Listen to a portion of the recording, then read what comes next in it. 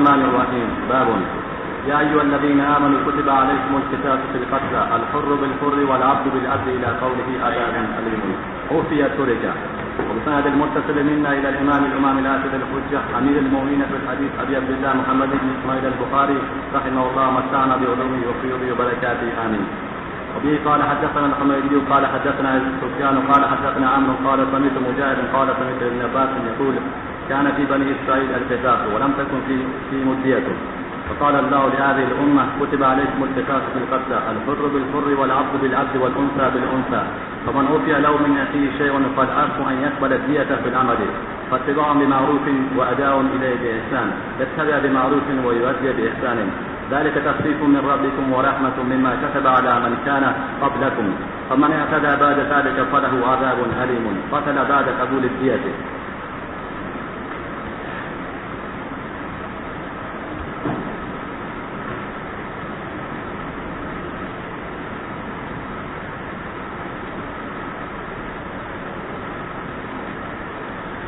کتاب التفسیر چل رہی ہے تو اس میں یہ آیت نقل فرمائی کیا ایمان والوں تمہارے اوپر قصاص فرض کیا گیا تو جس طرح روزے فرض ہیں اور نماز فرض ہے. آپ کو معلوم ہے قرآن شریف میں ہے کہ یا جو الذین آمنوا کتب علیکم الصیام. تو کیا مطلب ہے؟ روزے جو ہیں وہ واجب ہے یا مستحب ہے؟ فرض ہے. جس طرح نماز فرض روزے فرض اسی طریقے سے قصاص یہ بھی فرض ہے. قصاص جو ہے یہ بھی فرض ہے. جس طرح نماز فرض ہے روزہ فرض ہے قصاص بھی فرض ہے کہ قاتل کو پکڑا جائے تہخانے میں یا جہاں بھی وہ چھپا ہوا ہے اس کو نکالا جائے اور نکال کر اس سے قصاص لیا جائے. کیونکہ اگر قصاص نہیں لیا جائے گا قاتل کو نہیں پکڑا جائے گا اور اس سے قصاص نہیں لیا جائے گا تو زمین کے اندر زبردست قسم کا فساد برپا ہو جائے گا.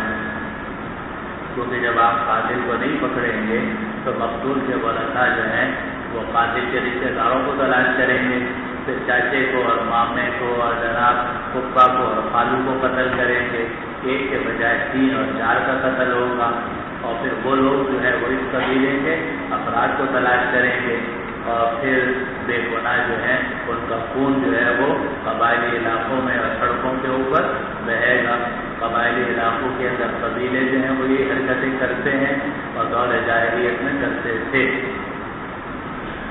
اور شہروں کے اندر آپ کو پتہ ہے کہ تنظیمیں جو ہیں وہ سیاسی اور دہشت گرد تنظیمیں جو ہیں وہ یہ کام کرتی ہیں کہ اگر ہمارے 2 آدمی ادھر مارے گئے ہیں تو ان کے کم از کم 3 مارے جانے جائیں گے.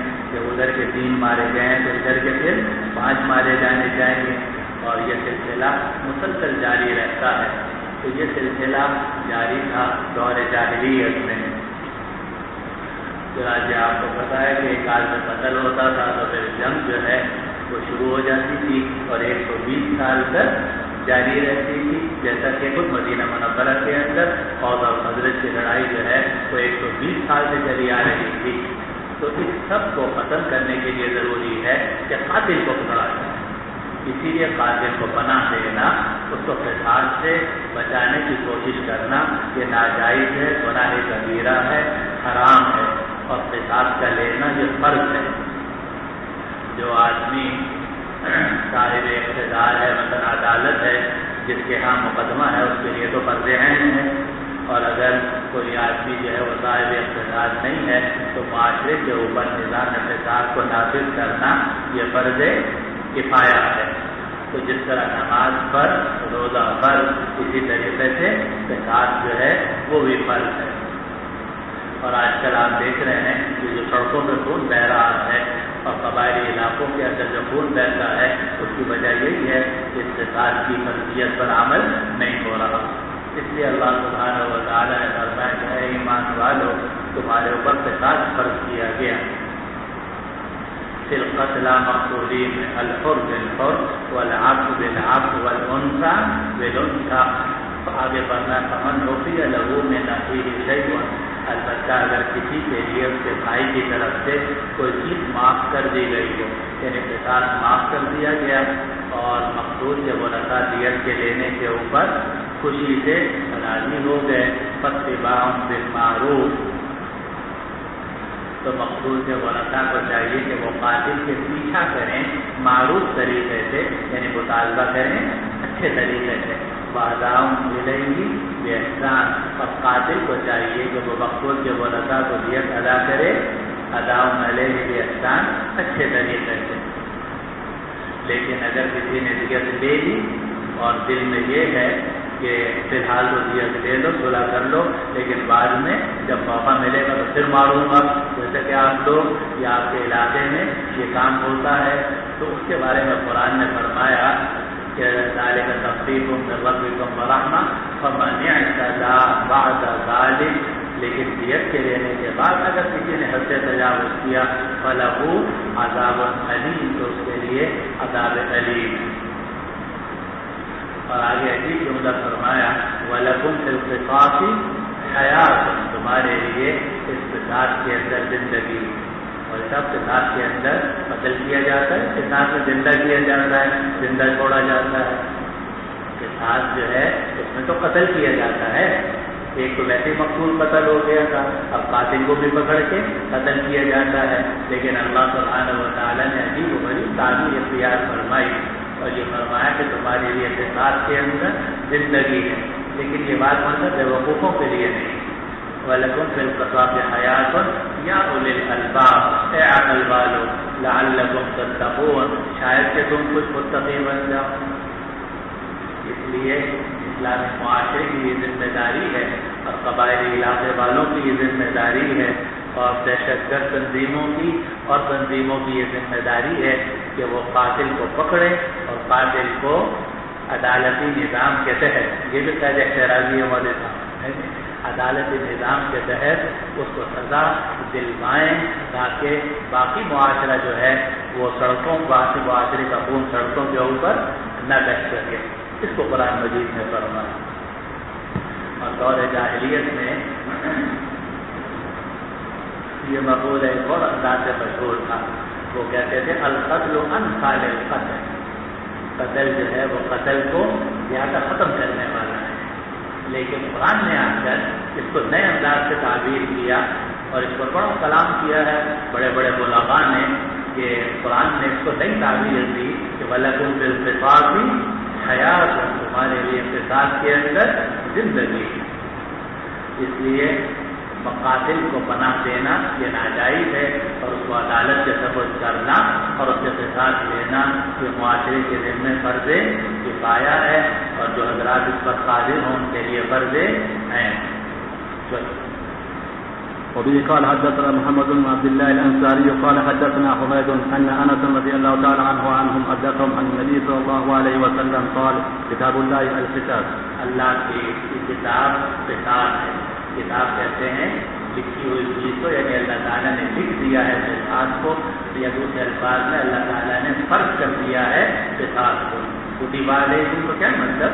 فرض کر دیا گیا۔ تو کتاب اللہ القصاص، اللہ کی کتاب جو ہے وہ قصاص ہے، یعنی قصاص جو ہے وہ فرض ہے، اور یہ قصاص صرف نفس کے اندر نہیں بلکہ جو معدون نفس ہے اس کے اندر بھی قصاص چلے گا، عمل کے اندر، جیسا کہ قرآن مجید میں ہے کہ السن بالسن کیا ہے،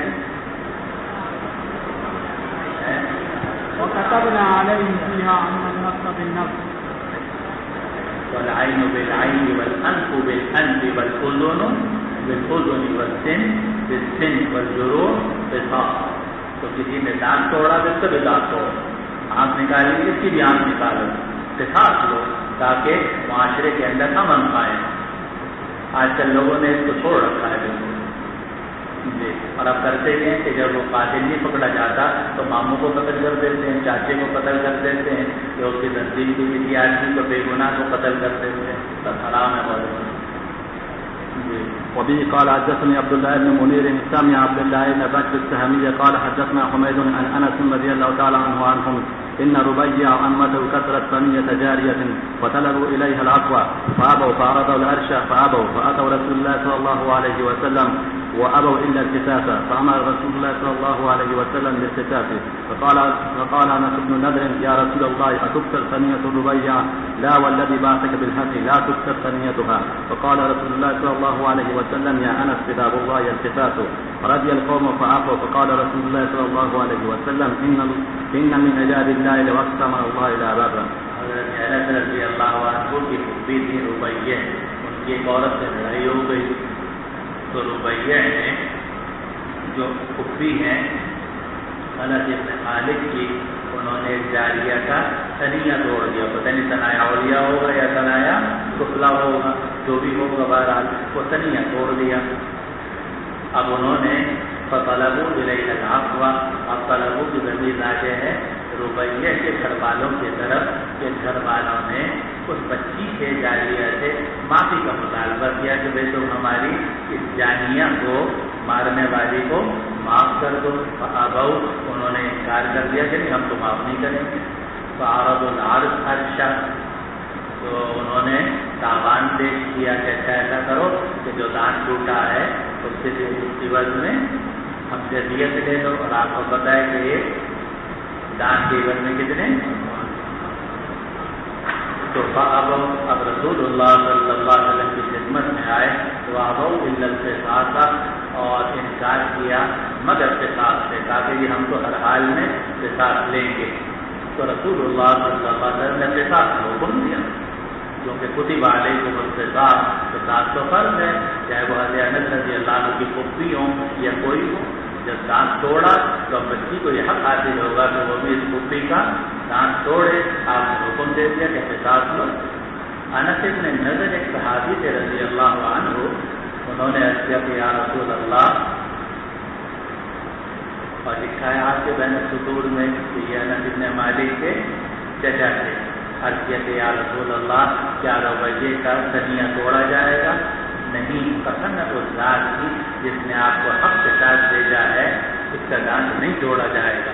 تو رسول اللہ صلی اللہ علیہ وسلم نے فرمایا اے انس، انس سے مراد انس ابن نضر ہے کہ اے انس، اللہ نے فرض کیا ہے قصاص، تو یعنی میں اس کے خلاف فیصلہ نہیں دے سکتا، یہ فیصلہ یہی ہے.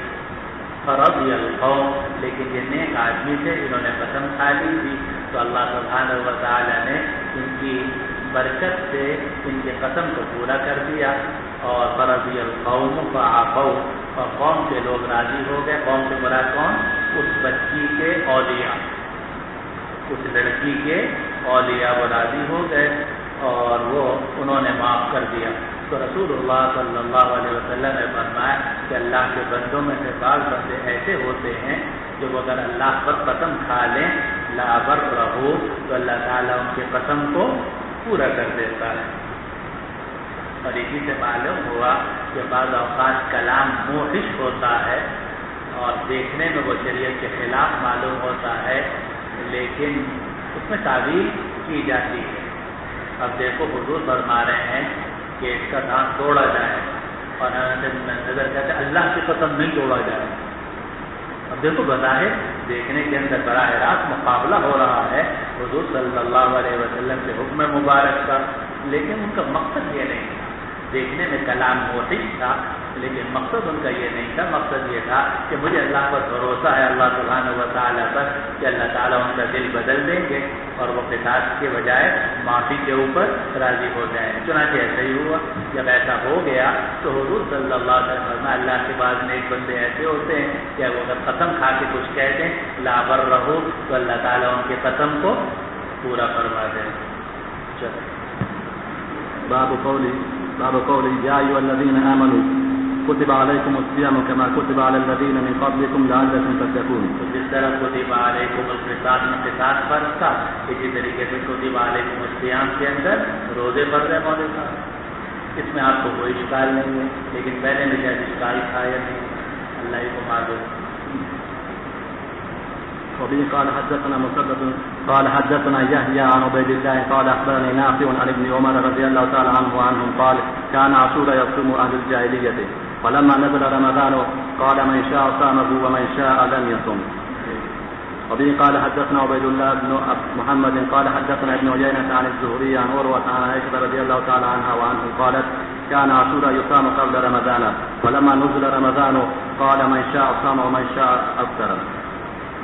یعنی جب تک رمضان کے روزے فرض نہیں ہوئے تھے تو یہ 10 محرم کے روزے جو تھے وہ فرض تھے، اور جب رمضان کی فرضیت کا حکم نازل ہو گیا تو عاشورہ کی فرضیت منسوخ ہو گئی، پھر چاہے رکھو ثواب ملے گا اور نہ رکھو تو آپ اس کے اوپر اعتراض بھی کر سکتے، اس کو بھول بھول کے نہیں دیکھ سکتے. جی. وبه قال حدثني محمود قال اخبرنا عبيد الله عن اسرائيل عن منصور عن ابراهيم عن القمة عن عبد الله قال دخل علي الاشعث وهو يزعم فقال اليوم عاشوراء فقال كان يصام قبل ان ينزل رمضان فلما نزل رمضان ترك فادن فكل. اب حضرت اشعث بن قیس ہے عبداللہ بن مسعود رضی اللہ عنہ کے پاس عاشورے کا دن تھا اور جناب کھانا کھا رہے تھے. ہاں آپ عاشورے کے لیے روزہ نہیں رکھا کرنا اور تھوڑے ہی مستحب ہے یہ رکھنا چاہیے. معلوم ہوا کہ مستحب کو مستحب رکھنا ضروری ہے. مستحب کو اگر سنت قرار دو گے یا مستحب کے ساتھ واجب مانا معاملہ کرو گے تو اس پر نقید کی جائے گی شریعت کی طرف. چنانچہ اگر کوئی آدمی عاشورے کے دن روزہ نہ رکھے آپ اس کو بھول کے نہیں دیکھ سکتے، کیوں نہیں دیکھ سکتے؟ یہ کہ شریعت نے اس کو اجازت دی ہے نہ رکھنے کی، آپ کون ہو اس کو روکنے والے؟ جی. وبه قال حدثني محمد بن المثنى قال حدثنا يحيى قال حدثنا هشام قال اخبرني ابي عن عائشة رضي الله تعالى عنها وعنهم قالت كان يوم عاشوراء تصوم قريش في الجاهلية وكان النبي صلى الله عليه وسلم يصومه فلما قدم المدينة صامه وامر بصيامه فلما نزل رمضان كان رمضان الفريضة ترك عاشوراء فكان من شاء صامه ومن شاء لم يصم. باب قولی ایام معدودات آ رہا ہے یہ وعلی الذین یطیقونہ فدیۃ طعام مسکین. اس سے متعلق 4 قول ذہن میں رکھو. پہلا قول یہ ہے کہ وعلی الذین یطیقونہ ہے باب افعال کا حمزہ طلب کے لیے. اگر باب افعال کا حمزہ طلب کے لیے ہو تو صورت میں مطلب یہ ہوگا کہ ان لوگوں پر کہ جن سے روزے کی طاقت طلب کر دی گئی ہو، جن کے میں روزے کی طاقت نہ ہو، پھر یہ طعام مسکین تو پھر یہ دے سکتے ہیں، یعنی ایک مسکین کو کھانا کھلا سکتے ہیں. یہ پہلا قول. دوسرا قول وہ ہے جو حضرت حفصہ رضی اللہ عنہ سے مروی ہے کہ اصل میں یہاں لا محذوف ہے اور اصل میں عبارت وعلی الذین لا یطیقونہ فدیۃ طعام مسکین. سمجھ لیں؟ 2 قول ہو گئے. تیسرا قول یہ ہے کہ وعلی الذین یطیقونہ فدیۃ طعام مسکین یہ ابتداء اسلام کے اندر تھا کہ روزہ رکھنے اور نہ رکھنے کا آدمی کو اختیار تھا، اور وَأَن تَصُومُوا خَيْرٌ لَكُمْ إِن كُنتُمْ تَعْلَمُونَ. بہتر یہ تھا کہ روزہ رکھ لے، لیکن اگر کوئی روزہ نہ رکھے اور مسکین کو کھانا کھلا دے تو اس کی بھی اجازت تھی، لیکن بعد میں یہ حکم منسوخ ہو گیا. اور سوال یہ کہ ناسخ کیا ہے؟ تو جواب یہ ہے کہ ناسخ وہ آیت ہے جو آگے آ رہی ہے کہ فَمَن شَهِدَ مِنكُمُ الشَّهْرَ فَلْيَصُمْ. تو فَلْيَصُمْ امر آ گیا، امر وجوب کے لیے ہے. تو أَن تَصُومُوا خَيْرٌ لَكُمْ منسوخ ہو گیا، عَلَى الَّذِينَ يُطِيقُونَهُ منسوخ ہو گیا، اور فَمَن شَهِدَ مِنكُمُ الشَّهْرَ فَلْيَصُمْ یہ نازل ہو. کتنے قول ہو گئے؟ 3. چوتھا قول اختیار کیا ہے عبداللہ ابن مسعود رضی عباس رضی اللہ عنہ نے اپنی قرات کے مطابق کہ انہوں نے اس کی قرات کی کہ وعلی الذین یطوقونہ فدیۃ طعام مسکین، ان لوگوں پر کہ جن کے گلے میں روزے کو توق بنا کے ڈال دیا جائے تو ان پر فدیہ ہوگا، یعنی ایک مسکین کو وہ کھانا کھلائیں گے. تو جو مقبونا ہو توق بنا کے ڈال دینا، تو توق جو ہے وہ تو گردن کے اندر پھنس جاتا ہے، آدمی کے لیے مشقت کا سبب بنتا ہے. تو صورت میں ترجمہ یہ ہوگا، مفہوم یہ ہوگا کہ جن لوگوں کو روزہ رکھنے میں مشقت ہو، تکلیف ہو، تو وہ فدیہ دے سکتے ہیں، مسکین کو کھانا کھلا سکتے ہیں، جیسے بیمار ہے، حاملہ ہے، مرضعہ ہے، وغیرہ وغیرہ. کتنے قول ہو گئے؟ 4. اور 5واں قول اختیار کیا حضرت شیخ الہند قدس اللہ تعالیٰ نے، وہ بڑا پیارا ہے. فرمایا کہ نہ نسخ ہے نہ کچھ ہے، بلکہ وعلی الذین یطیقونہ اپنی جگہ میں ہے، اور پھر یہ تو کام مسکین سے فدیہ مراد نہیں ہے بلکہ صدقۃ الفطر مراد ہے کہ جو لوگ روزے کی طاقت رکھتے ہیں تو ان کے لیے صدقۃ الفطر دینا واجب ہے. تو انہوں نے پھر دیکھو کام مسکین کو کہاں لے گئے؟ صدقۃ الفطر کی طرف لے گئے. تو سورج میں پھر نصب جاری نہیں ہوا. کتنے قول ہو گئے؟ باب قوله أياما معدودات فمن كان منكم مريضا أو على سفر فعدة من أيام أخرى وعلى الذين يطيقونه فدية طعام مسكين فمن تطوع خيرا فهو خير له وأن تصوموا خير لكم إن كنتم تعلمون. وقال عطاء يفطر من المرض كله كما قال الله. وقال الحسن وإبراهيم في المرضع والحامل إذا خافتا على أنفسهما أو ولدهما تفطران ثم ترضيان. محمد علیہ فقام اتفاق ہے کہ اگر کوئی عورت مرضعہ ہو دودھ پلا رہی ہو یا حاملہ ہو اس کو حمل ٹھہرا ہوا ہو اور روزہ رکھنے سے یہ خیال ہو کہ بچے کو دودھ نہیں ملے گا تو ایک طرف روزہ فرض ہے دوسری طرف بچے کو دودھ پلانا ہے تو حق اللہ اور حق الحق میں تعارض آ گیا. سارے فقہاء کا اتفاق ہے کہ حق الحق کو ترجیح دی جائے گی تو تفطیران ثم تقضیان یہ عورتیں روزہ چھوڑ دیں گی اور بعد میں پھر روزے کی قضا کریں گی. یہی معلوم ہوا کہ حق اللہ اور حق الحق کے اندر جب تعارض آتا ہے حق الحق کو ترجیح دی جاتی ہے کیونکہ بندہ محتاج ہے اور اللہ سبحانہ و تعالیٰ غنی اور بے نیاز ہے ان کو ہماری عبادت کی کوئی ضرورت نہیں. وأما الشيخ الكبير إذا لم يطق الصيام فقد أطعم أنس بعدما كبر عاما أو عامين كل يوم مسكينا خبزا أو لحما وأكثر. قراءة العامة يطيقونه وهو أكثر. امام بخاری رحمہ اللہ نے فرما دیا کہ عام لوگوں کی قراءت تو ہے یطیقونہ وہو اکثر اور یہی اکثر قراء نے قراءت کی ہے. جی. وبه قال حدثني إسحاق قال أخبرنا روح قال حدثنا زكريا بن إسحاق قال حدثنا عمرو بن دينار عن عطاء سمع ابن عباس رضي الله تعالى عنه وعنهم يقرأ وعلى الذين يطيقونه فدية وعلى الذين يطوقونه فدية طعام مسكين. قال ابن عباس ليست بمنسوخة وهو للشيخ الكبير والمرأة الكبيرة لا يستطيعان أن يصوما فليطعمان مكان كل يوم مسكينا. وعلى الذين يطوقونه کا ترجمہ کیا ہوگا کہ ان لوگوں پر جن کو روزے کو توق بنا دیا جائے یعنی روزہ ان کے لیے مشقت کا باعث ہو تو پھر یہ تو کام ہوگی جیسے حاملہ ہے مرضیہ ہے شیخ کبیر ہے شیخ پانی ہے وغیرہ وغیرہ. بسم الله الرحمن الرحيم. باب قوله فمن شهد منكم الشهر فليصمه.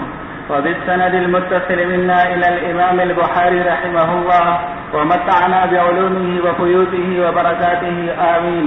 قال حدثنا عياش بن وليد قال حدثنا أبو الأعلى قال حدثنا عبيد الله النافع عن ابن عمر رضي الله عنه وعنهم أنه قرأ فية طعام مساكين قال هي منسوخة.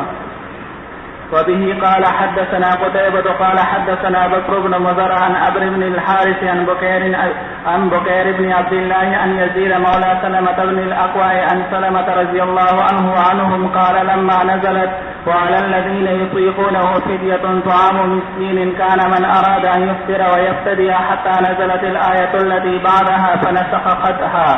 قال أبو عبد الله مات بكير قبل يزيد. یہ جو آ رہا ہے کہ یہاں تک کہ وہ آیت نازل ہو گئی جو اس کے بعد ہے تو کون سی آیت مراد ہے؟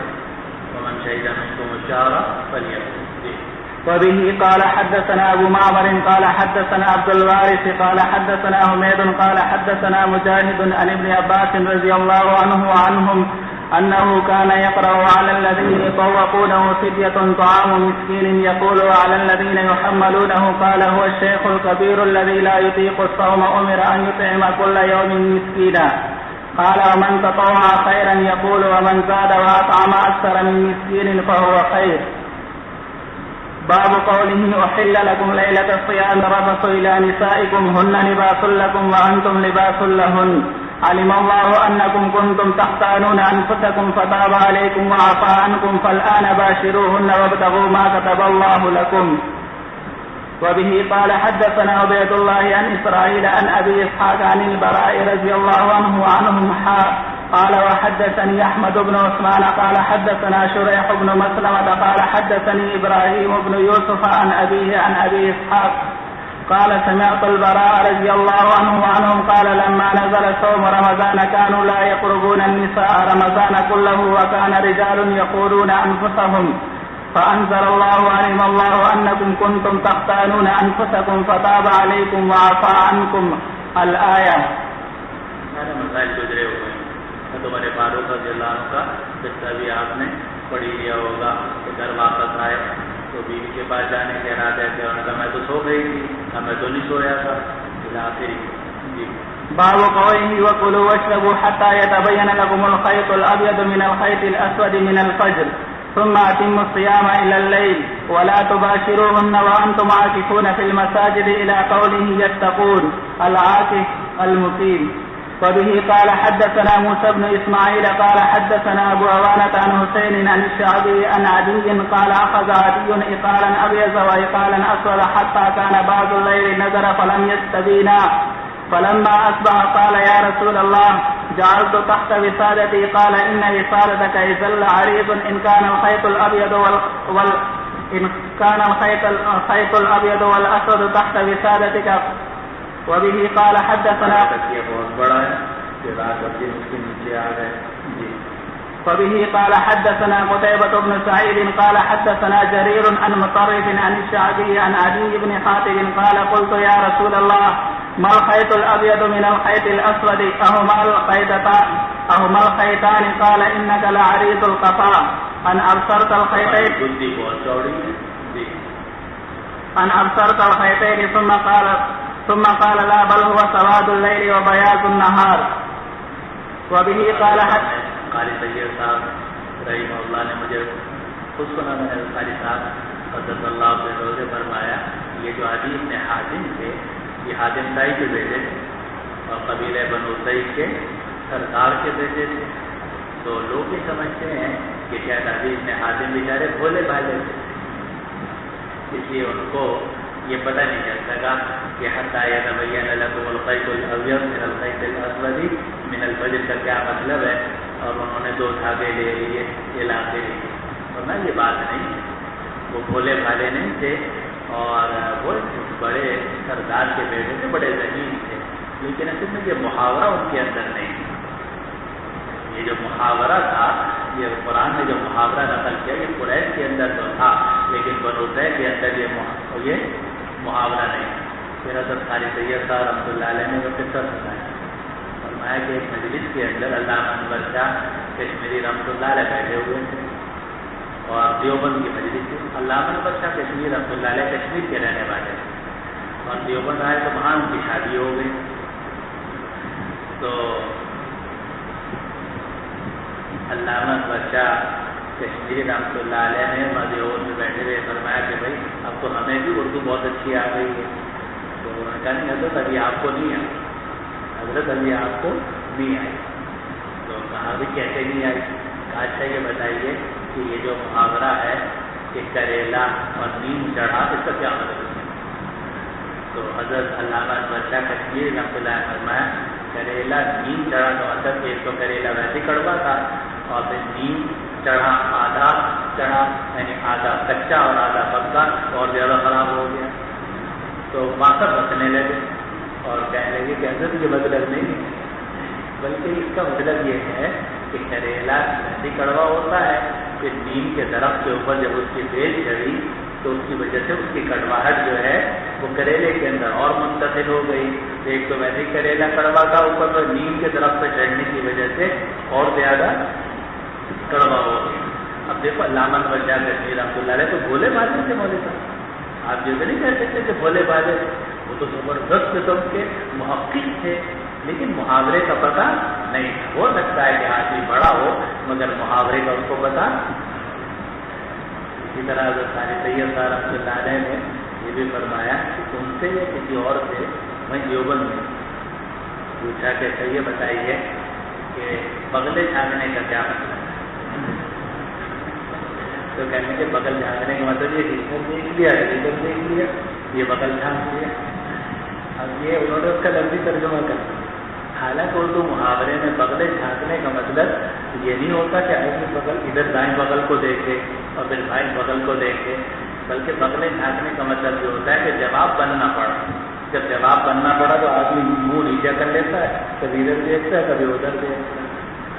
اب یہ محاورہ ہے جو کسی زبان کے اندر ہوتا ہے. اب ہو سکتا ہے کہ جناب کسی علاقے کے اندر چترال میں, گلگت میں یا پنجاب کے کسی گاؤں میں ایک محاورہ چل رہا ہو, اس علاقے کے لوگ تو اس محاورے کو جانتے ہوں, لیکن شیخ الاسلام صاحب اس محاورے سے واقف نہ ہو سکتا ہے. تو عدی ابن حاتم رضی اللہ تعالیٰ عنہ جو تھے وہ کوئی بھولے بھالے نہیں تھے کہ جناب آپ یہ سمجھے کہ بیچاروں کو بیچارے کچھ نہیں تھے. وہ بڑے سردار کے بیٹے تھے, لیکن یہ محاورہ ان کے اندر نہیں. یہ بات ارشاد فرمائی کس نے؟ حضرت قاری سید صاحب, اور بیچ میں کوئی اور راوی نہیں بڑھایا. جی چلو. وبه قال حدثنا ابن ابي مريم قال حدثنا ابو غسان محمد بن مطرف قال حدثني ابو حازم عن سعد بن سعد رضي الله عنه وعنهم قال انزلت وكلوا واشربوا حتى يتبين لكم الخيط الابيض من الخيط الاسود ولم تنزل من الفجر وكان رجال اذا ارادوا الصوم ربط احدهم في رجليه الخيط الابيض والخيط الاسود ولا يزال يأكل حتى يتبين له رؤيتهما فأنزل الله بعده من الفجر فعلموا أنما يعني الليل والنهار. باب قوله وليس البر بأن تأتوا البيوت من ظهورها ولكن البر من اتقى وأتوا البيوت من أبوابها واتقوا الله لعلكم تفلحون.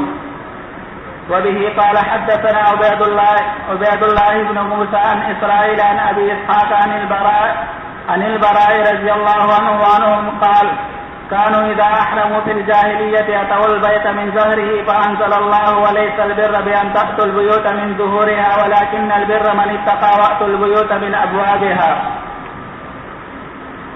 باب قوله وقاتلوهم حتى لا تكون فتنة ويكون الدين لله فإن انتهوا فلا عدوان إلا على الظالمين. وبه قال حدثني محمد بن بشار قال حدثنا عبد الوهاب قال حدثنا عبيد الله عن نافع عن ابن عمر رضي الله عنه وعنهم أتاه رجلان في فتنة ابن الزبير فقال إن الناس ضيعوا وأنت ابن عمر وصاحب النبي صلى الله عليه وسلم فما يمنعك أن تخرج؟ فقال يمنعني أن الله حرم دم أخي. قال ألم يقل الله فقاتلوهم حتى لا تكون فتنة؟ فقال قاتلناهم حتى لم تكن فتنة وكان الدين لله وأنتم تريدون أن تقاتلوا حتى تكون فتنة ويكون الدين لغير الله. وزال عثمان بن صالح أن یہ بات قائم کیا کہ جو تم لوگ قتال کرتے رہو ان سے تو ہم کے ذریعے راج ہے کفار کی طرف. تو ہمیشہ یاد رکھو کہ اصل جو جہاد ہوتا ہے وہ کس کے ساتھ ہوتا ہے؟ کافروں کے ساتھ ہوتا ہے. یہ کلیئر کر رہا ہوں کہ آج کل آپ لوگ جو ہے نا وہ جہاد مع المسلمین کے بہت قائل ہوتے جا رہے ہیں. حالانکہ جہاد اور قتال مع المسلمین نہیں ہوتا, بلکہ جہاد اور قتال جو ہے وہ مع کفار ہوتا ہے.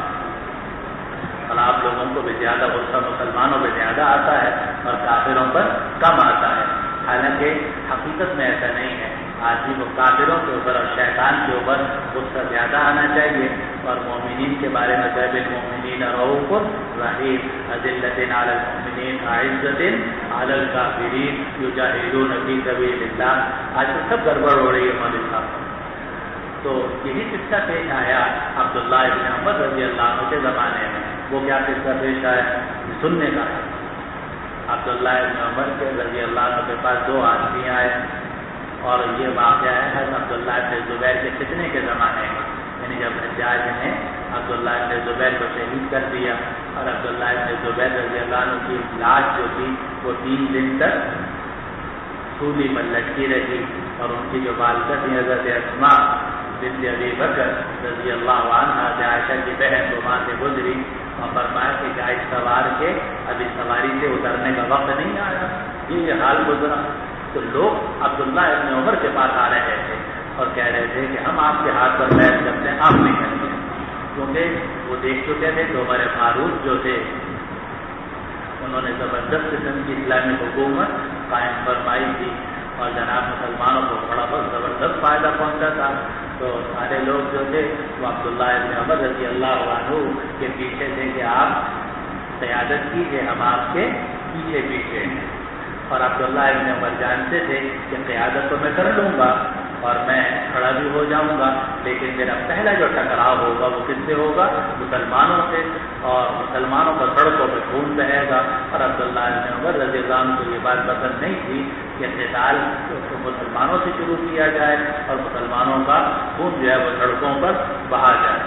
اس کے متعلق یہ روایت عبداللہ ابن عمر کے پاس رضی اللہ عنہ کے پاس دو آدمی آئے، ابن زبیر رضی اللہ عنہ کے فتنے کے زمانے میں، اور آ کر ان دونوں نے کہا کہ الناس ضیعوا، لوگوں کو ضائع کر دیا گیا ہے، لوگوں کو ضائع کر دیا گیا ہے، اور آپ عمر فاروق کے بیٹے ہیں اور نبی کریم صلی اللہ علیہ وسلم کے صحابی ہیں، فما یمنعک ان تخرج، تو آپ کو کیا گھر میں کیوں بیٹھے ہوئے ہیں؟ یہ وہی بات ہے جو آج کل کہی جاتی ہے کہ گھر میں بیٹھنے کا وقت نہیں ہے، میدان میں آنا چاہیے۔ تو عبداللہ ابن عمر سے بھی یہی کہا گیا کہ فما یمنعک ان تخرج، آپ گھر میں کیوں بیٹھے ہوئے ہیں، مدرسے میں کیوں بیٹھے ہوئے ہیں؟ آپ کو چاہیے کہ باہر نکلیں اور ان ظالموں کے خلاف اپنا تلوار اٹھائیں۔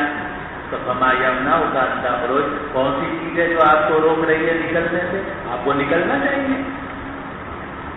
فقال، تو عبداللہ ابن عمر نے فرمایا مجھے ایک چیز روکتی، مجھے صرف ایک چیز روکتی ہے، یمنعنی ان اللہ حرم دم اخی، مجھے جو چیز روک رہی ہے وہ یہ ہے کہ اللہ تعالیٰ نے میرے بھائی کا خون میرے اوپر حرام کیا، کیونکہ آپ کو پتہ ہے کہ مسلمان کا خون، جان، مال، آبرو حرام علیکم کحرمت یومکم ھذا فی بلدکم ھذا فی شہرکم ھذا، اللہم اشہد اللہم اشہد اللہم اشہد الا هل بلغت الا هل بلغت الا هل بلغت۔ تو عبداللہ ابن عمر نے فرمایا کہ مجھے جو بات روکتی ہے کہ میں قیادت کروں اور تم لوگ میرے ساتھ ہو جاؤ اور میں کھڑا ہو کر میدان میں آؤں، اس لیے وہ روک رہی ہے کہ اللہ حرم دم اخی۔ اب وہ بھی ظاہر ہے بحث کرنے والے طالب علم کہاں جو ہوتا ہے، تو وہ کہنے لگے کہ کیا اللہ تعالیٰ نے یہ نہیں فرمایا کہ فقاتلوہم حتی لا تکون فتنۃ ویکون الدین کلہ للہ، کہ قتال کرو ان سے یہاں تک کہ فتنہ ختم ہو جائے اور دین اللہ کا ہو جائے، اللہ کی نظام کی حکمرانی قائم ہونی چاہیے۔ آپ کو چاہیے کہ میدان میں یہ دلیل دی جا رہی ہے۔ فقال، عبداللہ ابن عمر نے فرمایا کہ ہم اس آیت پر عمل کر چکے، قاتلناہم، ہم نے کافروں سے قتال کیا تھا، حتی لم تکن فتنۃ، یہاں تک کہ فتنہ ہم نے ختم کر دیا، فتنہ باقی نہیں رہا، یعنی ہم نے پورے علاقے کے اندر اسلام کی اور مسلمانوں کی حکومت قائم کر دی۔ وَكَانَ الدِّينُ لِلَّهِ، اور دین اللہ کا ہو گیا۔ فَأَنْتُمْ تُرِيدُونَ أَنْ تُقَاتِلُوا، اور تم یہ چاہتے ہو کہ اب ہم مسلمانوں سے قتال کریں، حَتَّى تَكُونَ فِتْنَةٌ وَيَكُونَ الدِّينُ لِغَيْرِ اللَّهِ، یہاں تک کہ پھر فتنہ پیدا ہو اور دین جو ہے وہ غیر اللہ کے لیے ہو جائے، یعنی کافروں کو اس کا فائدہ پہنچے۔ کیونکہ آپ کو پتہ ہے کہ جب بھی مسلمان سے ٹکرائے گا تو فائدہ کس کو جائے گا؟ کافر کو جائے گا۔ یہ لوگ بعض لوگوں کے سمجھ میں نہیں آتے۔ جب بھی مسلمان کے خلاف کھڑا ہوگا اور دو مسلمان آپس میں ٹکرائیں گے تو فائدہ کس کو جائے گا؟ غیر مسلم کو جائے گا۔ اس لیے عبداللہ ابن عمر نے فرمایا کہ تم یہ چاہتے ہو کہ مسلمانوں سے قتال کرو یہاں تک کہ دوبارہ فتنہ پیدا ہو، یعنی دوبارہ کفر کی حکمرانی قائم ہو، وَيَكُونَ الدِّينُ لِغَيْرِ اللَّهِ، اور دین جو ہے وہ غیر اللہ کا ہو۔ اگلی روایت جی۔ وزاد عثمان بن صالح عن ابن وهب قال اخبرني فلان وحيوة بن شريح عن بكر بن عبد المعاطلي ان بكير بن عبد الله حدثه عن نافع ان رجلا اتى ابن عمر فقال يا ابا عبد الرحمن ما حملك على ان تحج عاما وتعتمر عاما وتترك الجهاد في سبيل الله قد علمت ما رغب الله فيه؟ قال يا ابن اخي بني الإسلام على 5: إيمان بالله ورسوله والصلاة الخمس وصيام رمضان وأداء الزكاة وحج البيت.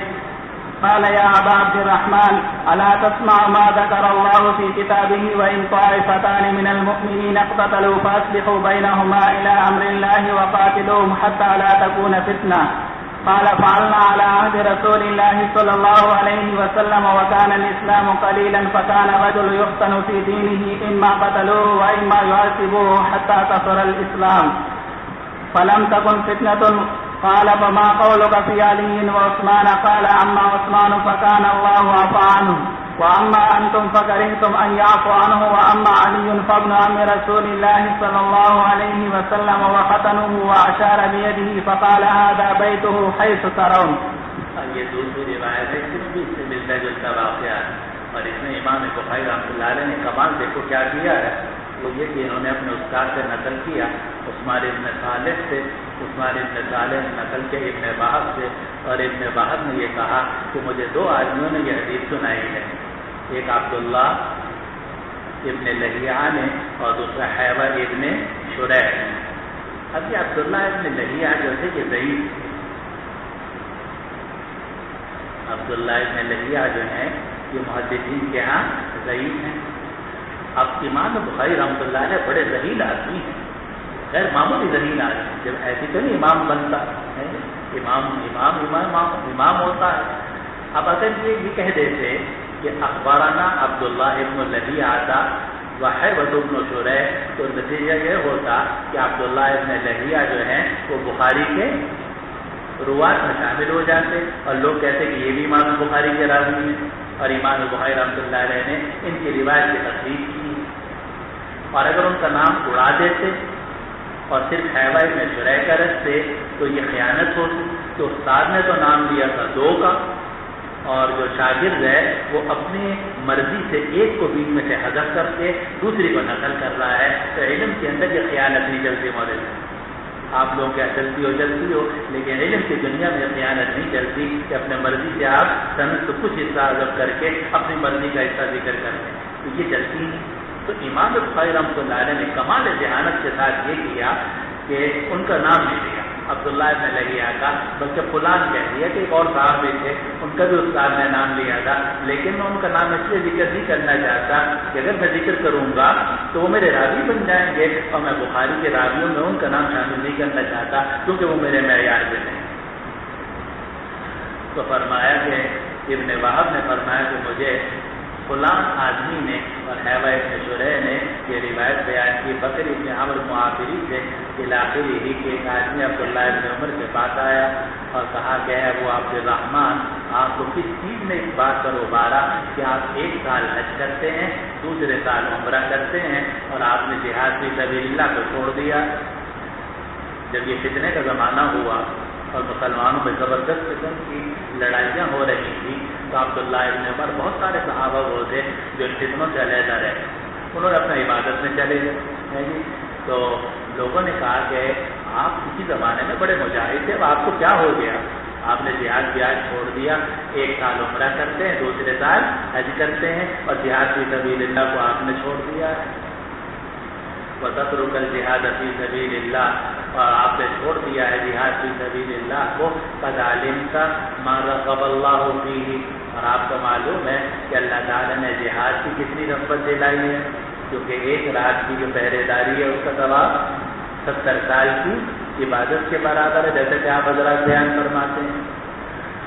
قَالَ يَا ابْنَ أَخِي، تو عبداللہ ابن عمر نے فرمایا کہ اے میرے بھتیجے، اسلام کی بنیاد 5 چیزوں کے اوپر رکھی گئی ہے. ایمان باللہ، 5 نمازیں، رمضان کے روزے، زکوٰۃ کی ادائیگی اور بیت اللہ کا حج. اب دیکھو اس سے ایک تو عبداللہ ابن عمر نے یہ بات صاف کر دی کہ جہاد جو ہے وہ اسلام کے ارکان 5 کے اندر نہیں ہے. جہاد جو ہے وہ اسلام کے ارکان 5 کے اندر نہیں ہے. جہاد جو ہے وہ فرض تو ہے، چاہے وہ فرض عین ہے چاہے وہ فرض کفایہ ہے علی سبیل المراتب، لیکن وہ ارکان اسلام میں سے نہیں. ارکان اسلام میں بنیادی چیزیں وہ ہیں جو حدیث شریف میں آئی ہیں، اور حدیث شریف میں آپ کو ترمیم و تنقیح کا اختیار نہیں ہے.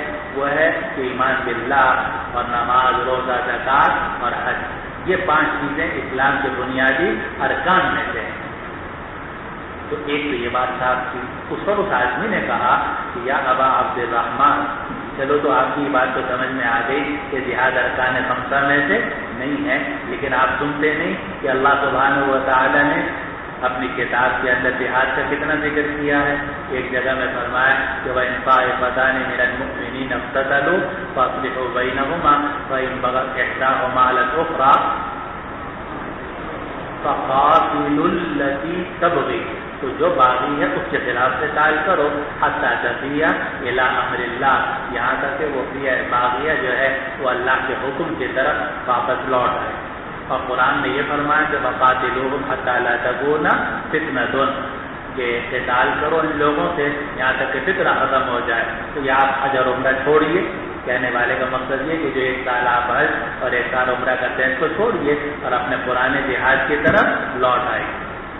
تو عبداللہ ابن عمر نے فرمایا کہ ہم نے بہت جہاد کیا ہے رسول اللہ صلی اللہ علیہ وسلم کے زمانے میں، اور اسلام تھوڑا سا تھا، یعنی اسلام والے تھوڑے تھے، اور آدمی کو اس کے دین کے اندر آزمایا جاتا تھا، یا تو اس کو قتل کر دیتے تھے یا اس کو عذاب دیتے تھے، یہاں تک کہ اسلام زیادہ ہو گیا تو اب فتنہ باقی نہیں رہا۔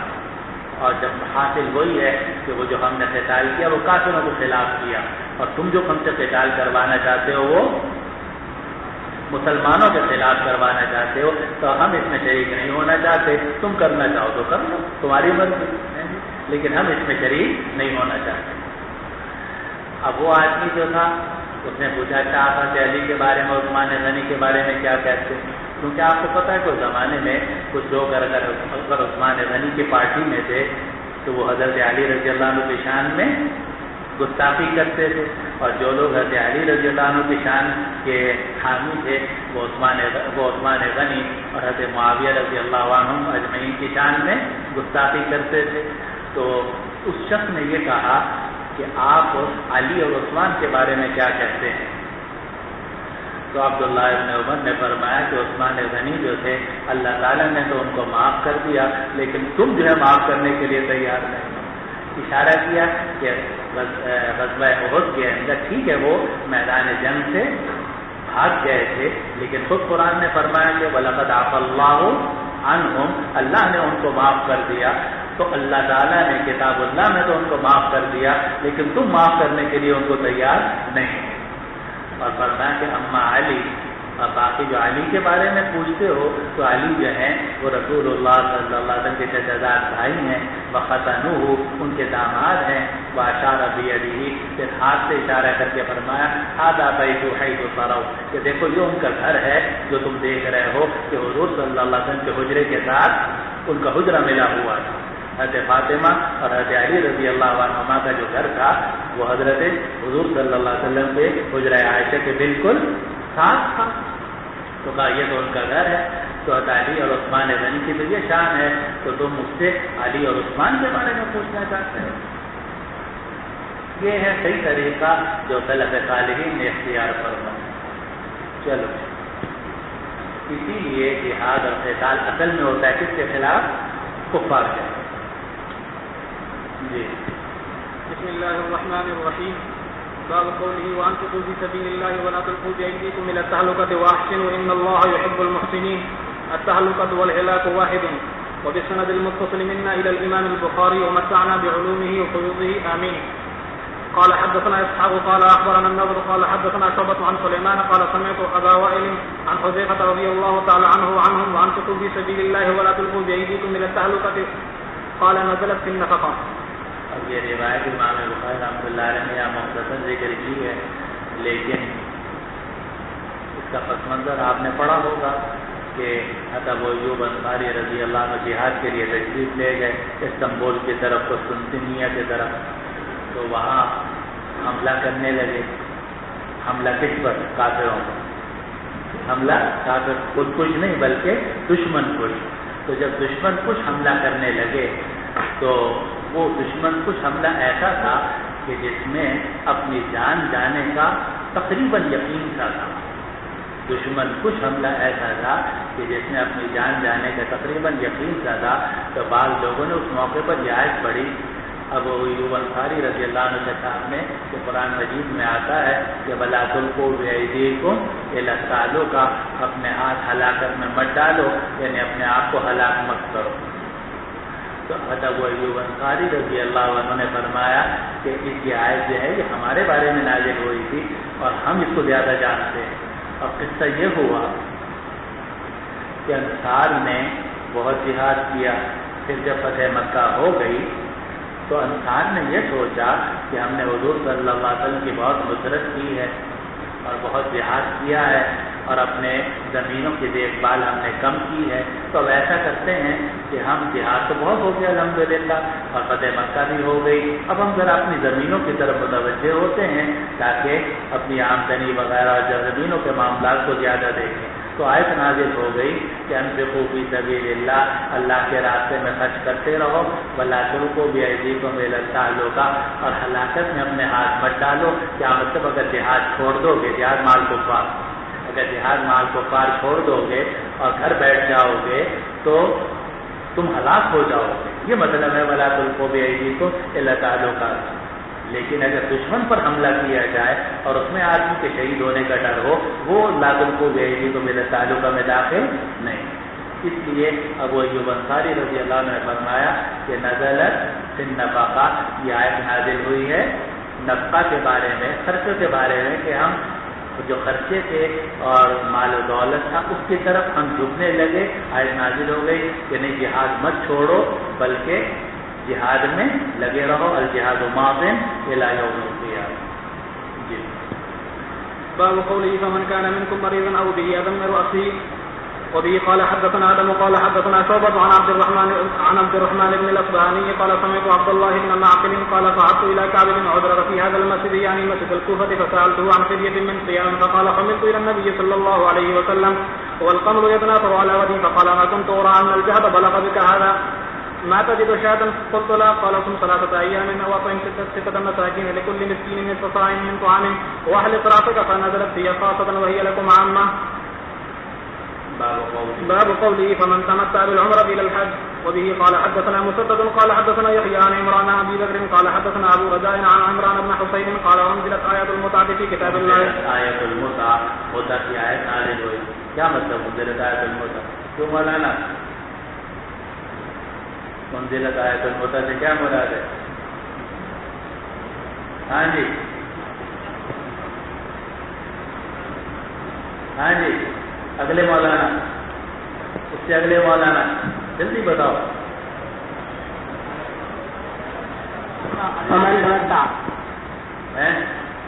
متع بالعمرة إلى الحج، من تمتع بالعمرة إلى الحج، متع سے وہ شیعوں والا متع نہ مراد لینا، کیونکہ تم لوگوں کا ذہن ایک ہی طرف چلتا ہے اور کئی کئی طرف جاتا ہی نہیں، آپ لوگوں کا ذہن جو ہے نا ایک طرف بند ہو جاتا ہے جہاں، تو یہ متع کا جب لفظ آ جائے احادیث شریفہ کے اندر تو اسے سمجھ تو بالحج بھی مراد ہوتا ہے اور متع بالنکاح بھی مراد ہوتا ہے، تو انزلت آیت المتع سے مراد ہے ومن تمتع بالعمرة إلى الحج۔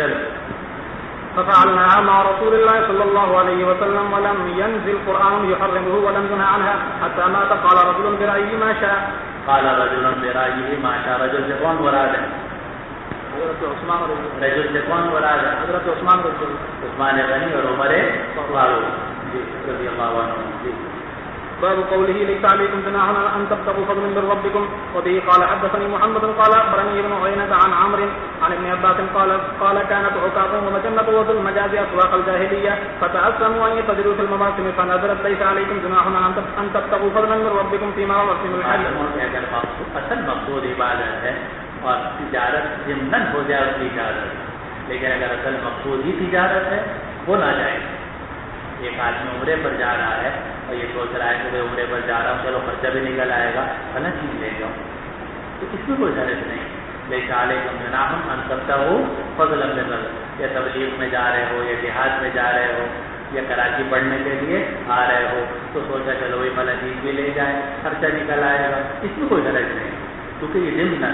لیکن اگر کراچی آنے کا مقصد یا عمرے پہ جانے کا مقصد یا تبلیغ میں جانے کا مقصد ہی تجارت ہے وہ نہ جائے۔ چلو باب قوله ثم أفيضوا من حيث أفاض الناس وبه قال حدثنا علي بن عبد الله قال حدثنا محمد بن قاسم قال حدثنا هشام عن أبيه عن عائشة رضي الله تعالى عنها وعنهم قالت كانت قريش ومن دان دينها يقفون بالمزدلفة وكانوا يسمون الخمسة وكان سائر العرب يقفون بعرفات فلما جاء الإسلام أمر الله نبيه صلى الله عليه وسلم أن يأتي عرفات ثم يقف بها ثم يفيض منها فذلك قوله تعالى ثم أفيضوا من حيث أفاض الناس۔ وبه قال حدثني محمد بن جو تھے وہ حرم سے باہر نہیں نکلتے تھے تو لوگوں کا خیال یہ تھا کہ حضور جو ہیں وہ بھی مشعر حرام سے آگے نہیں جائیں گے، لیکن حضور آگے گئے جہاں سارے مسلمان جا رہے تھے وہیں سے معلوم ہے، سب مسلمانوں کے ساتھ ساتھ رہنا چاہیے. تو معافی کو میں کھائی تو افا بننا. جی. وبه قال حدثني محمد بن ابي بكر قال حدثنا فضيل بن سليمان قال حدثنا موسى بن عقبة قال اخبرني قريب عن ابن عباس رضي الله تعالى عنهم قال يطوف الرجل بالبيت ما كان حلالا حتى يهل بالحج فاذا ركب الى عرفه فمن تيسر له هديه من الابل والبقر والغنم ما تيسر له من ذلك اي ذلك شاء غير ان لم يتيسر له فعليه 3 ايام في الحج وذلك قبل يوم عرفه فان كان اخر يوم من الايام 3 يوم عرفه فلا جناح عليه ثم لينطلق حتى يقف بعرفات من صلاه العصر الى ان يكون الظلام. اب وقوف عرفات کب سے کب تک ہوتا ہے؟ زوال سے لے کر غروب شمس تک. لیکن دیکھو اس میں آ رہا ہے حتى يقف بعرفات من صلاة العصر إلى أن يكون الظلام کہ نماز عصر سے تاریکی تک. تو شبہ پیدا ہو جائے گا نہیں ہو جائے گا؟ ہو جائے گا. جواب یہ ہے کہ اس میں وقت مستحب ذکر کیا گیا، وقت افضل ذکر کیا گیا کہ اگرچہ عرفات وقوف عرفات کا وقت زوال کے بعد سے ہوتا ہے، لیکن خاص طور پر عصر سے لے کر مغرب تک کا جو وقت ہے اس میں اور زیادہ اہتمام کرنا چاہیے. جی. ثم ليدفعوا من عرفات إذا أفاضوا منها حتى يبلغوا الجمع الذي يتضرر به ثم ليذكروا الله كثيرا أو أكثر التكبير والتحليل قبل أن تصبحوا ثم أفيضوا من فإن الناس كانوا يفيضون وقال الله تعالى ثم أفيضوا من حيث أفاض الناس واستغفروا الله إن الله غفور رحيم حتى ترموا الجمرة. باب قوله ومنهم من يقول ربنا آتنا في الدنيا حسنة وفي الآخرة حسنة وقنا عذاب النار. وبه قال کہ دنیا بھی اچھی ہونی چاہیے، آخرت بھی اچھی ہونی چاہیے. اس میں بھی گڑبڑ ہوتی ہے.